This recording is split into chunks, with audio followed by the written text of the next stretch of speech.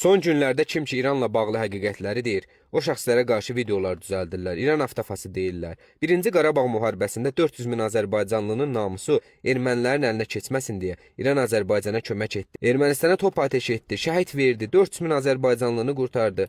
Heydər Əliyev buna görə şəxsən çıxıb İrana təşəkkür etdi. Video çıxışları var. Dedi İran və Azərbaycan qardaş xalqdır, İran bizi qorudu və sonra Hikmət Hacıyev də bununla bağlı danışdı. İran indi də müsəlmanların namusu düşmənin əlinə keçməsin deyə döyüşür, mübarizə aparır və bizlər bunu deyəndə oluruq İran avtofası. Bizlərə İran avtofası deyənlər, o 400 min ki Azərbaycanlı var idi, onları İran qurtardı. İnanın ki orada sizlərin də qohumlarınız, ana bacılarınız var idi və sizin namusunuzu ermənidən qoruyanı təhqir edirsiniz. Biz İranla bağlı həqiqəti deyirik, İran avtofası oluruq. Olmayan kişiliyiniz satırsa Heydər Əliyev haqqında da deyindi o sözləri. O da İranı tərifləyirdi. Nə oldu? Niyə deyənmirsiniz? Çünki hamınız Yahudiyə satılmısınız. Bu işləri görmək üçün də Yahudilərdən pul alırsınız.